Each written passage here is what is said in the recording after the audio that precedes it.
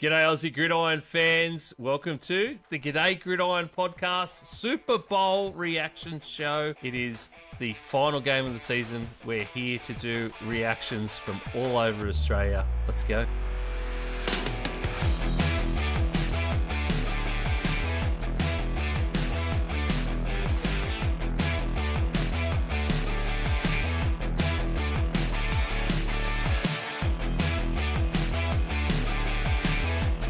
Good evening, gentlemen. Full house tonight for the Super Bowl reaction show.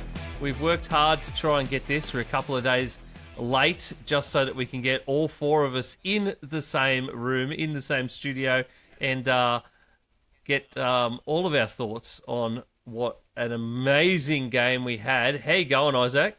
I'm really good. It's been a struggle, but we are here. Nick? Be a struggle for you. The only 49ers presence on the entire night was Kyle Shanahan on a broadcast and a couple of players on various broadcasts. Well, I saw Fred Warner on I watched it through the Channel 7 sort of stream when I was watching it live. It broke my heart just knowing that one more week and it would have been back. One more week. It would have been back. One more week. You saw your stadium look the best it's ever looked. That's for sure. All decked out in opposition colours. Ladies and gentlemen, Brad has finally watched a New England Patriots Seattle Seahawks Super Bowl. It took 2 extra days where Brad astoundingly managed to stay radio silent on the biggest game on the planet. But we finally got there, Brad. You had to endure famine, drought, power outages. He did go thirsty. Dodge every earplugs in whenever children were talking to you for the entirety of 2 days in the classroom. I'm sure. Yeah, we did. So just for the listener, long story short, my power went out at my house. And so I, for over 24 hours, so I had to wait, and I just was committed to not trying to find out. And in fact, my whole family, we were somewhat committed to it. And my son accidentally found out, but he was the only one that did. So the majority of us watched it without knowing the outcome. So yeah, it was good. I had one student, a year 12 girl, threaten. She says, "Well, what happens if we do tell you?" And I basically said, "I'll punch you in the face." But other than that, instant failure. That's yeah, exactly.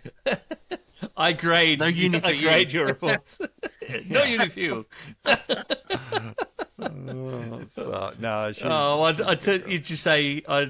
I tell you to go and ask the last kid that told me the result of the Super Bowl, but no one's been able to find him since. That's right.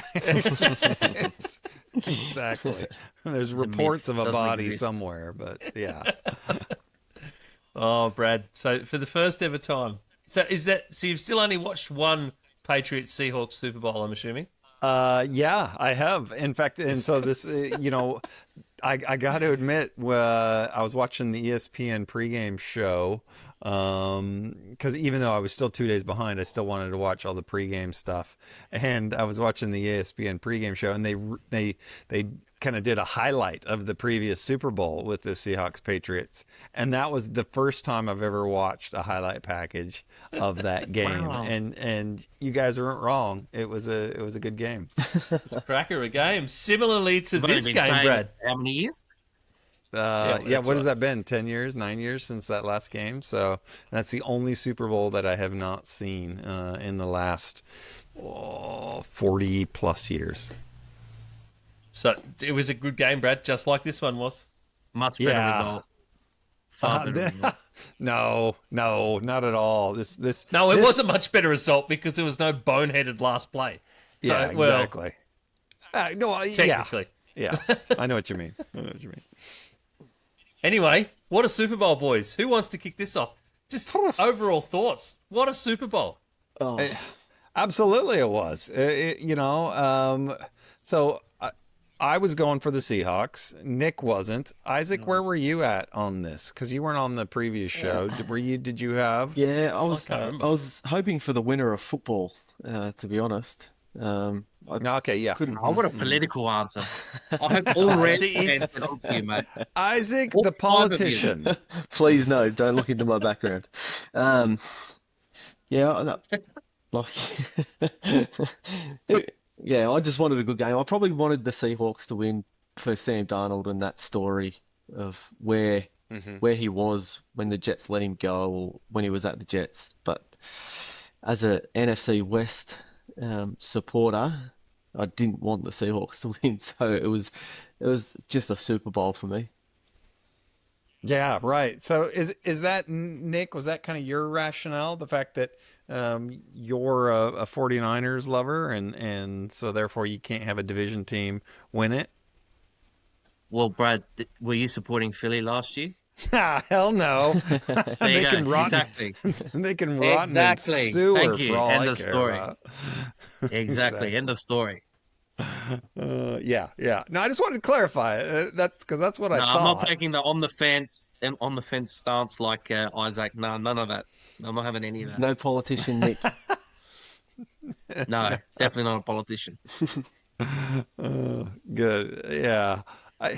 I don't know about you guys, but I just I felt like it was the type of game that the casual fan, so like my wife and my daughter, they actually left before the game was over. It was that Yeah. disinteresting to them, but I loved it, you know, from a defensive standpoint, and I think we've said it before. I thought it was a defensive masterclass, and so a lot of the nuances were amazing to me. But for the casual fan, no, it was not a good game. So, watching the first quarter, I was more like I said to some of the guys at work, I was like, whichever quarterback settles down first, if it was Drake May or Sam Darnold, whichever one settles into the game first, that team's going to win. You could see it from there because the defenses were so good. Sure. Christian Gonzalez was so good. Oh, phenomenal. He he was saved at least 12 points. 100%. At least The 12 points. guy was unreal. I just kept saying to my family, "He's a duck. He's a duck. He's a duck." And also too, So- like the special teams for Seattle were pretty much, you would say, won them the game because you had the field goals from Myers and Dixon putting three punts within the 10-yard line. That with the way Drake May was playing, really piled on some more pressure. So, I think that was the 2 points there. Yeah. Ian, I don't want to step on you if you got a specific question you asked, but I thought this was the ultimate team win, like the most complete team win that I've seen. Just in the sense of there was no one aspect of this game. Well, the defense, obviously, but in terms of like typically the light is always shine on the offense. But like what you said, Isaac, the special teams, the defense for the Seahawks, the run game for them. I thought they played really good situational football. I thought McDonald did a great job there. So, what happened in that fourth quarter with the Patriots scoring, they made it look respectable. But the reality was I felt like this game was over a lot sooner than that. Yeah. I think it was after the third or fourth punt in a row by the Patriots when I felt like it was really getting away from them. Because I'm being serious. No, The Seahawks were managing to move the ball. They were managing to get the odd first down and make a play, move the ball, and get up into field goal range enough that they could then just let Myers take it. And he was absolutely nails considering the wind that was in that stadium. Like there was one that was a wild. It just pitched wildly to one side. But it's like he planned it for that as well to go with the wind. Yeah. So, but they were moving that ball appropriately and efficiently to get to that point where they could just take the points, whatever points were necessary or whatever they could get at all, and they would take those points. I'm so glad I picked the under on total punts in this game. I smashed that. Talk about a bad bet for me.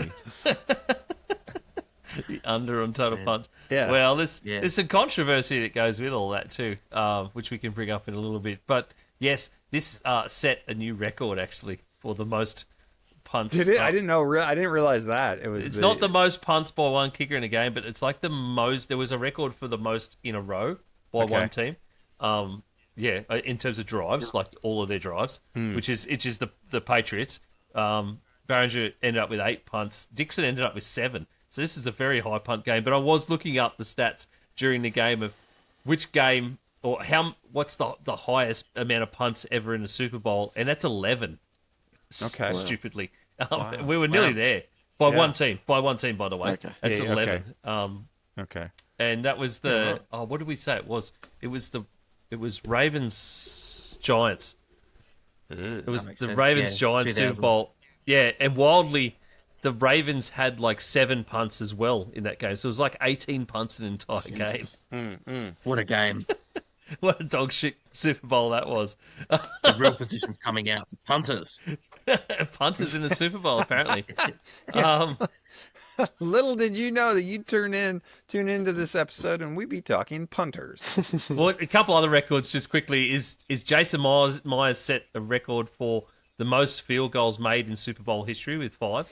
Okay. And he also set a record for the most points by a kicker in Super Bowl history. Oh, wow. All right. Okay. So there was two records in that. But absolutely wild. There is a little bit of special teams for the win. Absolutely. So there is a bit of controversy around the whole Patriots thing and the amount of punting. Just the way Drake May was playing. If you remember, he was on the injury list early in the week, or coming out of the championship game. His throwing shoulder, and then he practiced all week, and he said he was fine. They said he was fine. He took every snap during practice. He was off the injury report, and then it comes out. He admitted wildly. I don't know why you would admit this yourself, but after the game, he said that he had to have pain-killing injections into his throwing shoulder prior to the game. Oh, wow. And you don't have a pain-killing injection and not be injured. Like, it's not just... Yeah, you don't do that for fun. Yeah. You don't do that for fun, which is and Americans are blowing up now that they found that out because, of course, now that the NFL is sort of tied with sports betting, a lot of people are going, well, if this information was available earlier, maybe people wouldn't have been placing prop bets on Drake to throw over a certain number. I mean, he did still throw 295 yards and 43 attempts, which is insane. But you can see it starts to make sense with like some of those throws over the middle, which were to like someone's grandmother in the stands. Stuff like that. Yeah, if you have an injection of Toradol into your throwing shoulder, how can you feel what you're doing at any point? Because some of them were like, I think everybody in the world was watching it going, who was that to? What were you doing there? Like, so. Yeah, I was just about to say, it didn't look like it was his arm that was the problem. It's more so his decision making. Like, he held on to the ball for a very long time as well, most of the time, in the pocket. And with that weakness on the left side of the line coming through the playoffs, and then you come up against a good pass rush, I'm not quite sure as to why they had drawn up so many players where he was sitting in the pocket for long, but he also didn't take off and scramble as much, which was weird.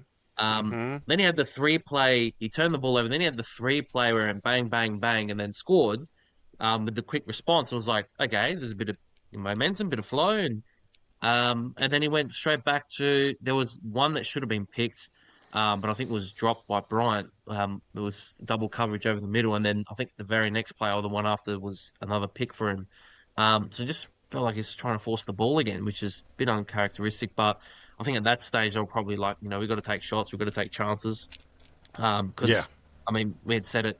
I said it to you, Brad, once you had finished the game. I said it's very much, you could tell from very early on the squeeze was on. Yeah. It was 100% on. And at 3-0, That's a good result for the Patriots. 6-0 was still good. Their defense was making some stops on crucial red zone trips.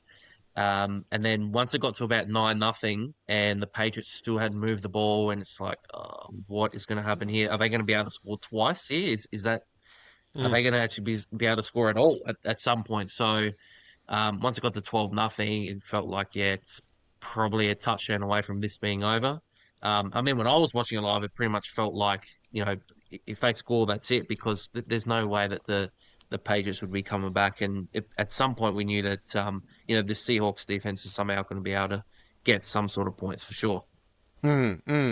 Yeah, that Seahawk, their offense didn't look great by any means, but compared to the New England offense, they looked like varsity versus JV. Really, they had. So I was looking at some stats. They had 9 explosive plays in the first 3 quarters. You wouldn't necessarily have thought that, because I was just watching the game and was thinking, well, Seattle's still having a hard time moving this ball.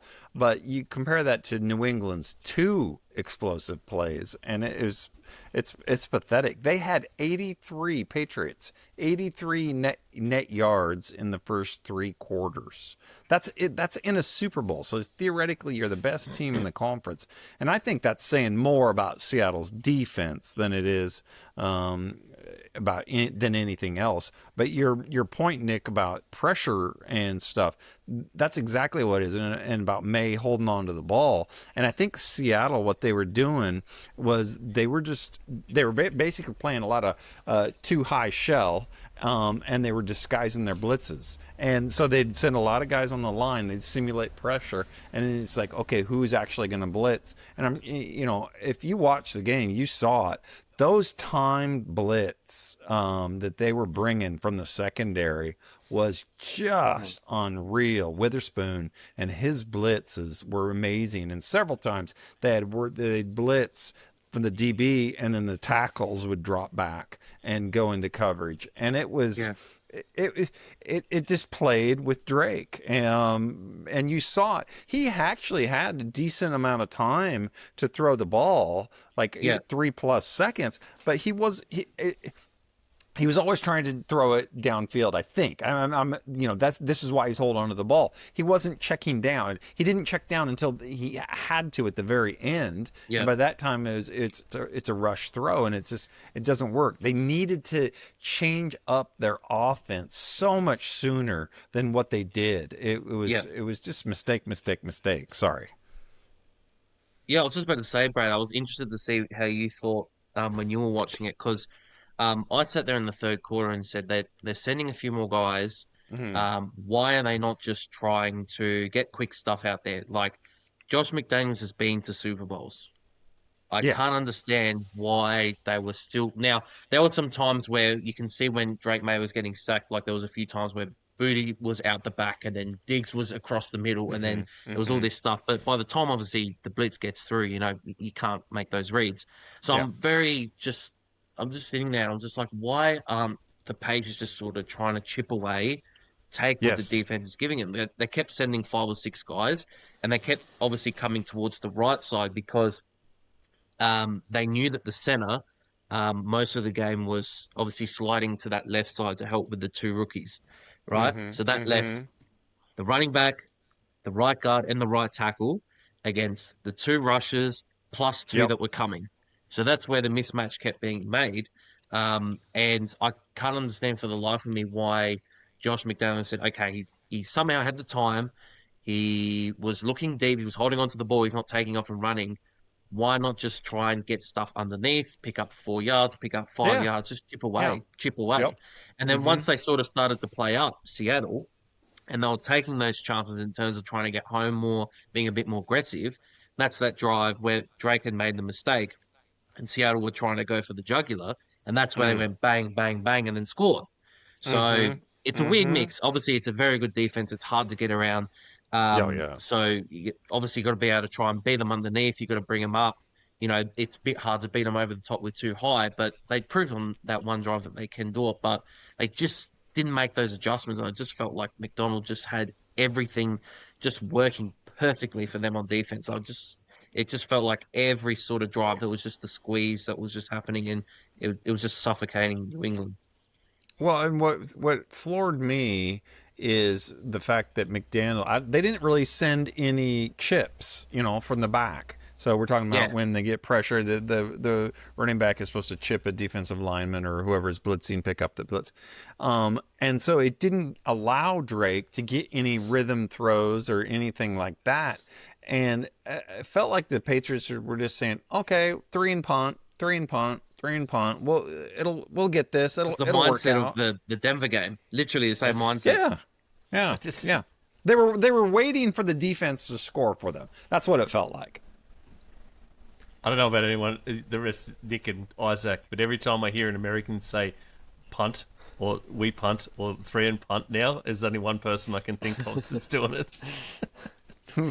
Brad won't see it because there's no social media thing. Yeah, no, I don't know what you're... We punt. We punt. We punt.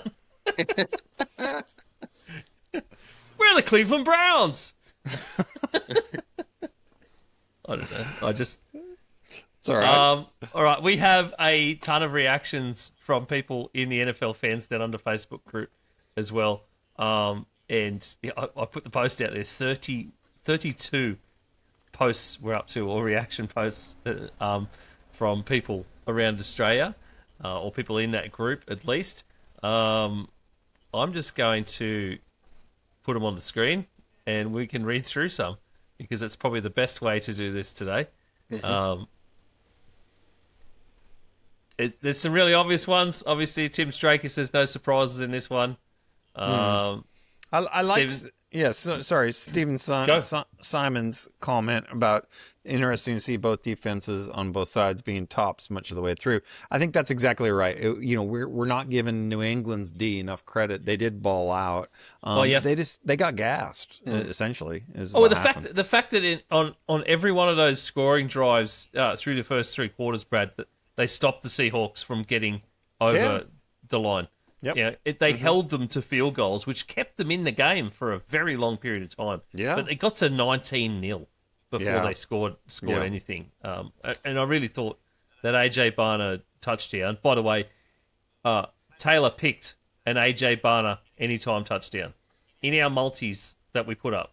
Oh, in the multis? We all went... Taylor said A.J. Barner anytime touchdown. Mm-hmm. And we're like, oh, wow, that's a bit of a long shot. A.J. Barner... Not just anytime touchdown, first touchdown of the game. Oh, did it? Oh, nice. I had... It's a sensational bet. Yeah, it is. I had an A.J. Barner anytime, but not first one. And then, I saw other people did, and it would have been it's a ridiculous price. The anytime was $3.50, so I don't know what that was. I picked the Seahawks field goal as the first score of the game. Oh. Yeah, I got that one. That was only and I think you also did a Patriots punt as their first drive too. Yeah, I'm pretty sure you got that one. Nick, I had that, and I had Seattle. The Seattle and New England both to punt their first drive. And then Seattle scored a field goal on their first one, then pumped the next 3 times. Yeah, you're right. Yep. Fucking hell, man. Trace Hawkins says, I predicted Hawks win, but the defense was bloody awesome. To the Patriots' credit, their defense kept them in the game until May stuffed up. Thomas Hawthorne's was a pretty good one because he's a Seahawks fan. Seahawks a far better team. They respected the Patriots' defense, stuck to the game plan. With that came a more conservative style of game, which as a Seahawks fan I'm fine with, but I'm sure neutral fans were looking for more action in the first 3 quarters. Yeah. That's for sure. Yeah. Seahawks defense was elite. Patriots defense was very good. Kenneth Walker deserved MVP. Only offense player that could consistently get the game going in the first 3 quarters. Not wrong. 135 yards on the ground to Kenneth Walker on the day. Should have been over 170 if it wasn't for an O-line penalty during that that 40-yard run he had to the house. So he should have been over 170 in a touchdown. You could have made an argument for the Seahawks defensive lineman as MVP, I thought, who did that strip sack. Because the hardest part about... He had a great game. Yeah, I think the hardest part about picking a defensive player, because I've seen a lot of people say it could have been a defensive player, was it was such a a unit effort. Yeah. It was such a team effort on the defense side that Like, it's so hard to single just one of them out because they were playing so comprehensively as a unit. I think that's just what did it in. like and last year. There's still a lot to say. You could have picked. If the Patriots won, you could have probably almost picked Christian Gonzalez, 100%. Yeah, 100%. Or even you could almost picked him as a losing player MVP if you really wanted to, because he was phenomenal for the Patriots. Jack, every day I wasn't expecting the blowout many were expecting. It was like the workmanlike type victory I expected. I think we all did there. Matt Blanch's one is an interesting one, which is they tried to give Drake May the MVP. This is one of the most interesting conversations. No, overall, the season MVP, the league MVP, he was one vote off Matt Stafford's total. So it was Stafford and May, and he was one vote behind Matt Stafford in that MVP race, which we haven't talked about yet, obviously, because that happened since our last show as well. That Matthew Stafford is the league MVP for 2025-26 season. Yeah. And then you go and play. Could you imagine if he'd gotten those extra couple of votes and gotten the MVP and then go and put up that performance in a Super Bowl? Yeah, and especially with the way Stafford played against him. And, it's interesting. It goes back to that clip that you showed to us in the green room. So the listener, it's a Seattle DB talking about just what May was doing and that some of the tells that he had versus Stafford. Stafford just grips it and rips it like it's out. Whereas May was like what the guy said, waiting to see if it's open, then throwing. And that's the difference. You can't do that with this Seattle defense. Michael Crossley, I'm just happy Sam Darnold got a Super Bowl win. I think there's a lot of people around that Sam Darnold just gets this redemption arc from the failure at the Jets and the Panthers to sitting at 49ers and learning from Kyle Shanahan. Nick, how's Kyle Shanahan Super Bowl day? Do you think the thought would have gone into his head at some point at the end of the game where he would have been, I might have just given the Seahawks a Super Bowl win? And as well, people don't remember this, but we also had Kubiak as well. So we had Kubiak and Sam Darnold 2 years ago. So, we hosted the event and we orchestrated the offensive winning team as well. So, fantastic to see. Ian, have you heard anything from Vikings fans about Sam Darnold? Are they going? Yeah, they're all idiots, Brad. They're all idiots. They're not Cowboys fans. It's gonna be me finding a new franchise next year, and it won't be because of the team, but because of the fucking fans. So we have to choose Brad's team this year and your team next year. Okay. Hey man, doesn't matter what team you pick, you're gonna have idiot fans.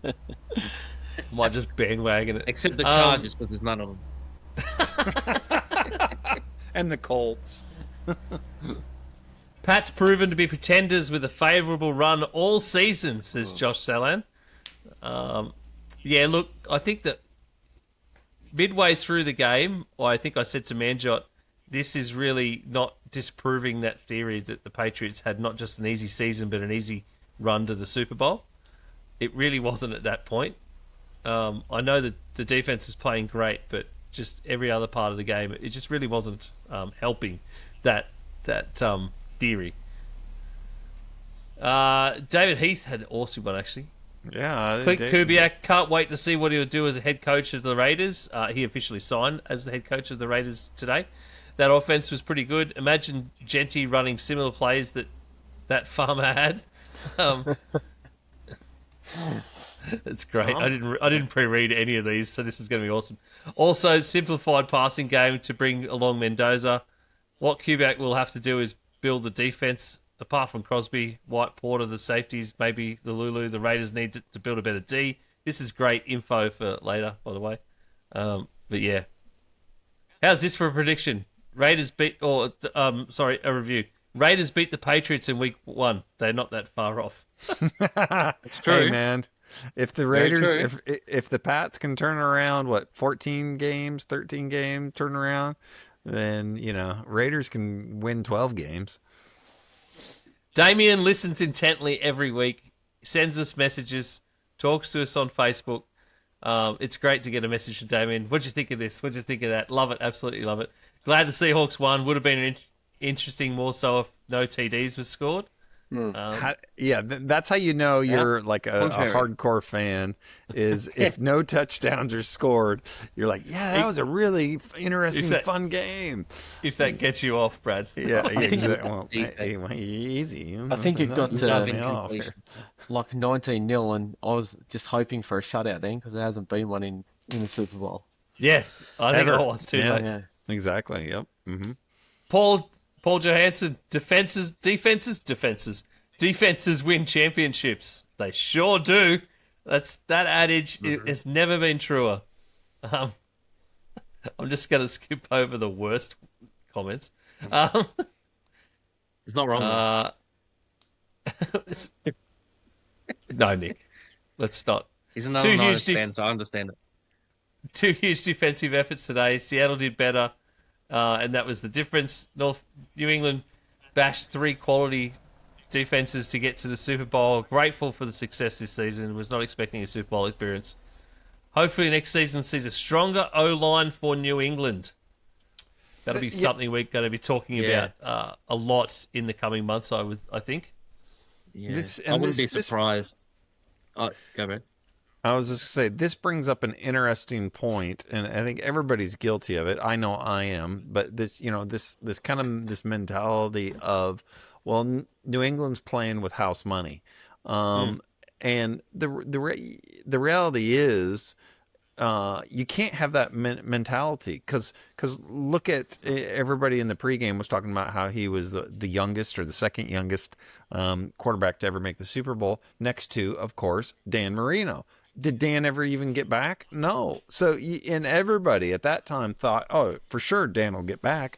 But there ain't no guarantees in the NFL. So just because Drake May has had a great season, just because he's got good coaching and stuff, it does not mean that he is going to get back there. That conference is a gauntlet.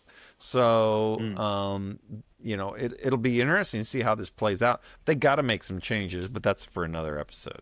Joe Burrow hasn't been back. Yeah, right, exactly. Yeah. Joe Burrow hasn't been back. Yep. Amazing offense, and it's the same thing. It's nothing's a given. It's hard to do. It's hard to get there to start with, and it's even harder to get back, to run it back. And it's even for the Seahawks. I think people are already saying that, Mike McDonald could win 4 or 5 Super Bowls. Yeah, he could, in theory, but there aren't many teams that have done that consistently over the years.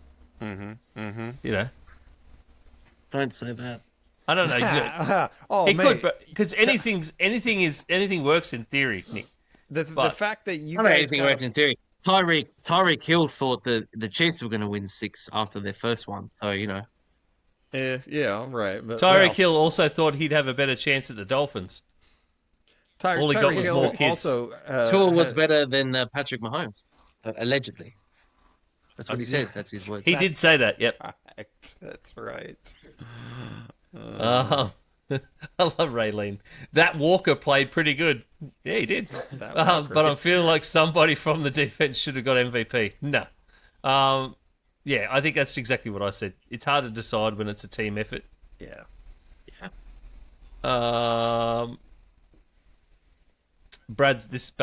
Scott Harris backs up Brad's point completely. Seahawks 3 phases was always going to be hard to beat. Pats gave it their shot when we're defensively we're up to the mark, but not for the rest of it. I don't know if that guy, one of the more meh Super Bowls, I don't know if you guys watched any of the commercials. I did. I actually said to the boys we should do a show just reviewing Super Bowl commercials and ranking the best ones, Brad. Yeah, the best one I think by far was the manscaping one. That was weird. The Dunkin' Donuts one I thought was pretty good. Yeah, that was. It was very nostalgic Super Bowl commercials. Like there was a lot for people geared towards my age. Us old people, 1 foot in the grave. Well, did you see the one, How about the Dorito one? I seen that one today. No, I didn't see that. Oh, there one. was an No? ultrasound and the baby, and he was hovering over the pregnant lady with the Dorito, and she got it Oh yeah, yep. and chucked it, and out comes the baby. Yeah, that's actually I think an old that one, was is that it? was a couple years Yeah, ago. okay. Yeah, it's an older one, and I think it was one of those where like fans submitted the commercial and then they actually put on the air the best fan submitted commercial. Yeah, okay. So I think that was the winner from that one. Yeah, It right. sounded like maybe we should do a show where we just go through Super Bowl commercials and rate them. Apparently, There you go. Nathan, a couple more. Nathan Hobley, love the commentator's curse on this potentially being the first Super Bowl with no penalties in the first half. Yet Tirico did in fact mention it 3 minutes out, and boom, yellow flags straight away. Exactly. Next play. But realistically, there were very, very little penalties in that entire game. It was pretty good by both sides in terms of discipline. Yeah, you can even throw punches at guys and not get a flag thrown on you. Yeah, So, that was wild. That was that's not as crazy. wild as the NBA this week, Oh. but in terms of punches, Yeah. 7 total penalties for the whole game. That's good. You don't want Not to bad. see a bunch of penalties. I mean, it's just there's nothing worse than a bunch of penalties. Oh, this Jason hit on something that I'd forgotten about actually in all of this, because he says that it was a really boring game. Both teams playing to not lose as opposed to someone playing to win. I don't agree with that totally, that part, but it was boring for people that I guess don't watch a ton of football. No passive play quite summed up the game better than Vrabel's decision to punt on 4th and 1 from the New England 41 line halfway through the third quarter. Yeah. This is yet again another one of those. I think we talked about this last season with Todd Bowles, where he chose to punt on a 4th and 1 play, and it was all about what the hell are you doing? It's in this day and age, 4th and 1 should be an automatic go. Go for it. In a Super Bowl Yeah. in the third quarter when you're down, 4th and 1 should be go.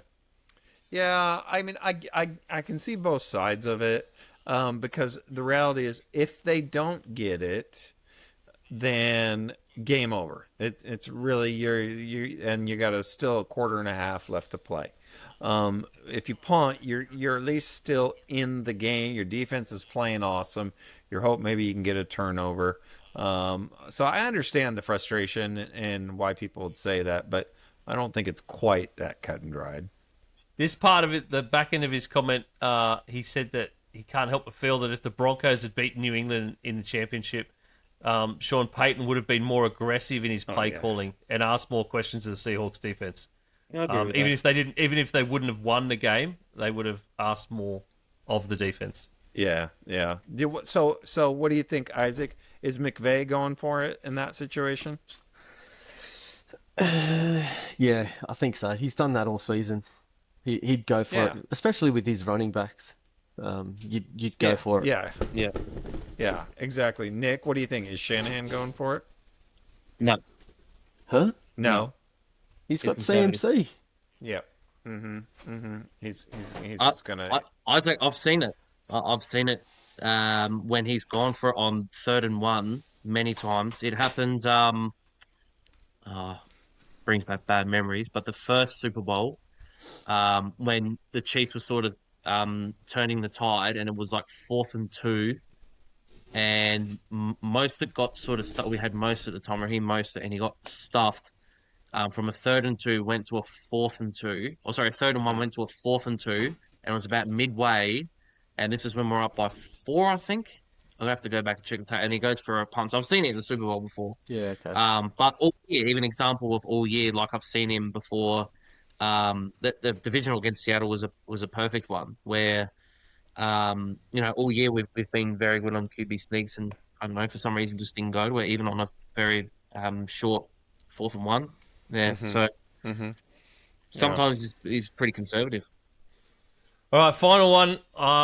We'll read out. Brendan May hits on a big point I think we've been making for a few weeks or a little while now. It proves that QBs who hold the team to ransom, demanding large chunks of the cap that it takes a team to win a Super Bowl. Yes. You can't go to a Super Bowl expecting 2 rookie O-lines to protect the QB either. 100%. Yeah. Yeah, absolutely. Yeah, that's one of the best comments of the board there. Hats off to Schneider, man. That guy, I feel like for him to put together 2 Super Bowl rosters like that, with the Legion of Boom and now this Dark Side, that's phenomenal. Who else has done that?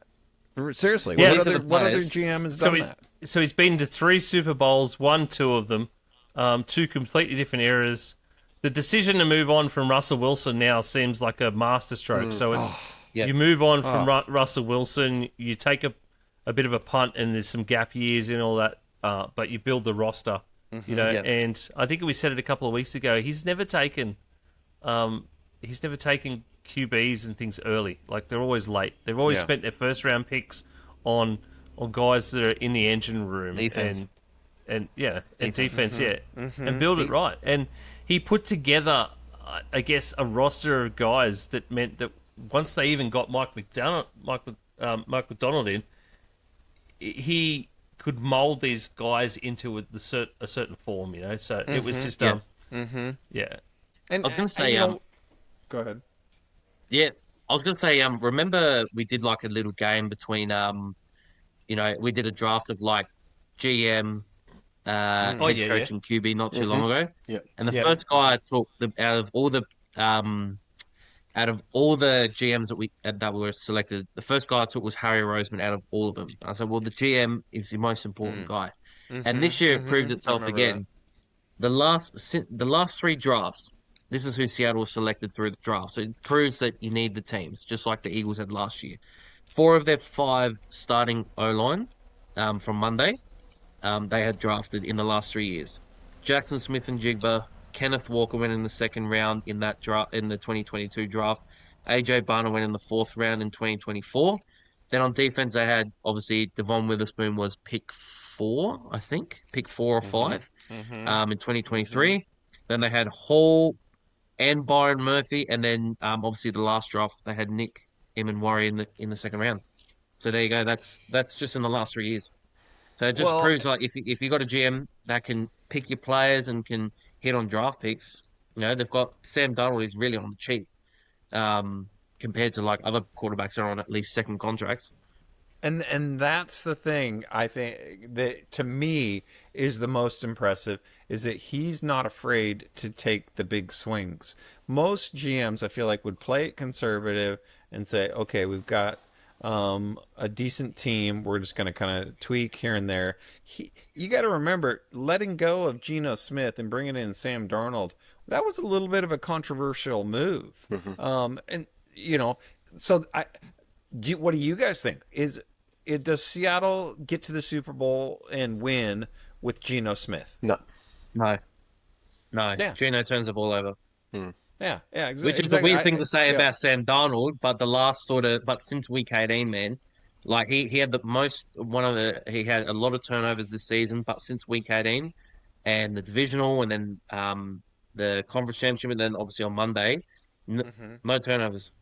Yeah. There's a few times where he thought that first throw that he had almost was very close to being a pick 6, that very first throw, but it wasn't like that comment that we saw before about playing not to lose.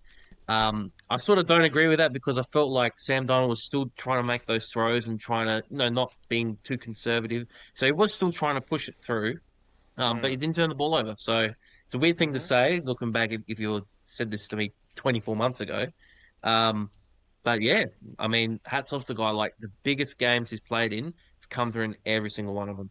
And that's what you ask. How many draft picks did you say for Schneider in the last couple of years, Nick? Out of all those guys? Yeah, how many did you say? What was your number there? 7? Nah, more than that. So out of those I just looked up. So there's 15. So there's 15 guys that started in the Super Bowl that John Schneider drafted since 2022. Jeez. There you go. 15. Yeah, there you go. So, And that excludes the free agent signings that they had, who guys that started too. yeah. If this does not scream, you got to build your team, then get your quarterback. I don't know what does. This idea of, we're going to get a number one quarterback and then build around him. It's too hard, I think. Yeah, you can do it, but it's too hard, and you got a lot more room for error if you build the team and then get your quarterback versus the other way around. There's a lot of different ways to make chili, Brett. Oh, how dare you! You gotta have bacon and chorizo and then some cream cheese. No. Oh wow. Boys, there's got to be one of these years where we actually watch the Super Bowl with Brad and have Brad's chili. Oh, trust me. You'll be always... having it twice, let me tell you.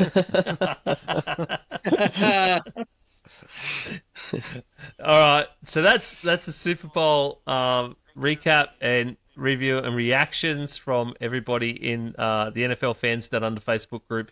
I have to say a massive thank you to that group, NFL Fans Down Under Facebook group. Yeah. They have been phenomenal for us this season, and especially to US Sports Down Under, who actually own that group or admin part of that group. Matt Burton, Andy Thomas, Tim Straker, who commented on there as well. He's the moderator. Those guys basically let us take over that when it's one of the group rules is to not do that. But we managed to get that across the line every single week this season. Massive thanks to a lot of people that have come on the show as well to give their thoughts and reactions each week and preview their own team and talk about that, because we've got quite a few people, quite a few new listeners and some new friends from that group this year, which has been awesome. Isaac's been doing some stellar work every week talking to people in that group and trawling through reactions and figuring out what we're going to talk about. So that's been awesome for us this season. Really, really good. In terms of where to from here, you will see or hear us at least once a week right through until free agency in the start of March. So we'll have one show a week. We're going to aim for around half an hour. We aim for about half an hour for this thing, and so far it's 47 minutes. So as you can see, we like to talk. So you'll be able to find us everywhere at G'Day Gridiron. You'll find us on the socials, find us on YouTube, Spotify, Apple Podcasts. You can also go to the Linktree /Aussie Gridiron Network. I'm sure we'll have some of the boys on at some point over the off-season because they'll all miss just talking into a camera and shooting shit with the boys. We're going to do... What are we doing, boys? We're going to do some... we're going to look at every single team in the league and what we think they need coming into next season, going into free agency and draft. That's pretty much sums that up, doesn't it? Yeah, absolutely. Whatever we're going to do, it's going to be gold, Jerry. It will be. Jerry would agree, I'm sure. So you'll hear a lot from us. We'll be able to sort of keep you company, and you can keep us company over these next 8 to 10 weeks before the draft. Actually, it'll be about 9 weeks, because then we will roll into our Draftapalooza show for 2026. My God, I just counted that out, and my brain just computed that. We only have 9 weeks, just 2 months before we are at the draft. It's a year-round sport. Let's do it. We get to start again. So I joked the other day that we might have to start talking about NRL and rugby, but no, maybe we don't. It's night time. No, we're yeah. Unfortunately, we got to talk about the Steelers fan base. Ain't nobody got time for that, is it? Winter Olympics on. Oh, the Winter Olympics are on right now. Go and watch some Winter Olympics. But anyway, thanks very much for joining us. And then we hope you catch us right through the off season. And yeah, we hope to catch you through the off season. So check us out at G'Day Gridiron everywhere. See you later. Go Cowboys.